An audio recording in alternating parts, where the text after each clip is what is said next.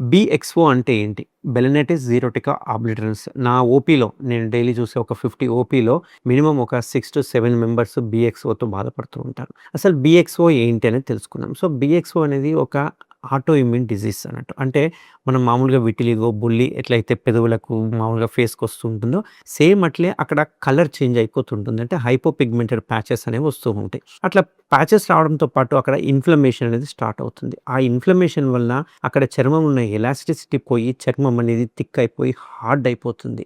ఆ కలర్ చాలామంది ఏందంటే కలరేగా అసలు చేంజ్ అయింది ఏమవుతుందని అనుకుంటారు. బట్ కలర్ చేంజ్‌తో పాటు ఇన్‌ఫ్లమేషన్ లోడ్ అవ్వడం వల్ల ఆ స్కిన్ అనేది థిక్ అయిపోయి ఫైబ్రోసిస్ అంటే గట్టిగా అయిపోయి చర్మం అనేది వెనక్కి రాకుండా ఆ గ్లాండ్స్ లోపల అంటే ఆ ముందరున్న అంగం యొక్క హెడ్ భాగాన్ని అతుక్కపోతది. అట్లా టైట్‌గా అతుక్కపోవడం వల్ల చర్మం అనేది వెనక్కి రాదు. అక్కడ క్యాన్సర్స్ డెవలప్ అయ్యే అవకాశాలు ఉంటాయి. అంతేకాకుండా ఈ బీఎక్స్ఓ వలన మూత్రం పోసే హోల్ మియేటస్ ఏదైతే అంటామో, ఆ మియేటస్ కూడా క్లోజ్ అయిపోయి చిన్న హోల్‌గా మారిపోతుంది. అప్పుడు మనం మూత్రం పోయడానికి ప్రెషర్ చేయాల్సొస్తుంది. ఇట్లా ఒకదానికి కాంప్లికేషన్స్ అనేవి స్టార్ట్ అయిపోతా ఉంటాయి. అందుకే నేనేం చెప్తానంటే, ఎప్పుడైనా గనక పెనిస్ యొక్క ముందలున్న చర్మము టైట్‌గా అయిపోయినా, కలర్ చేంజ్ అయినా, హార్డ్‌గా అయిపోయినా, ఎలాస్టిసిటీ పోయినా ఇమ్మీడియేట్‌గా అలర్ట్ అవ్వాలి. అలర్ట్ అవ్వకపోతే ఆ కింద అతుక్కపోతే గనక రేపు ఫ్యూచర్‌లో సర్జరీ చాలా కష్టతరం అవుతుంది. ఒక్కొక్కసారి ఇంపాసిబుల్ కూడా అవుతూ ఉంటుందన్నట్టు. సో, ఇట్లా బీఎక్స్ఓ వచ్చిన వెంటనే మనం ఏం చేయాలి అంటే, ఆ ముందలున్న చర్మము మీరు గమనిస్తే గనక కలర్ మారిపోయిన చర్మం స్లోగా ఎక్స్‌పాండ్ అవుతూ ఉంటుంది.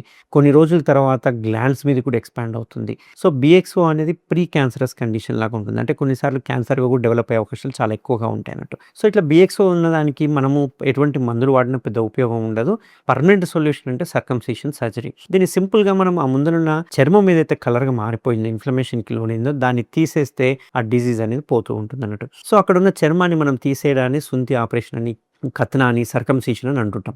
దాన్ని మనం సింపుల్‌గా కేఎస్ఆర్ అనే స్టాప్లర్‌తో చేయడం జరుగుతుంది. ఇది జస్ట్ 5 మినిట్స్‌లో సర్జరీ అయిపోయి హాఫ్ అన్ అవర్‌లో పేషెంట్ డిశ్చార్జ్ చేయడం జరుగుతుంది. మళ్ళీ ఎప్పుడు ఇట్లాంటి ఈ బీఎక్స్ఓ లీజన్స్ అనేవి రాకుండా ఉంటాయి.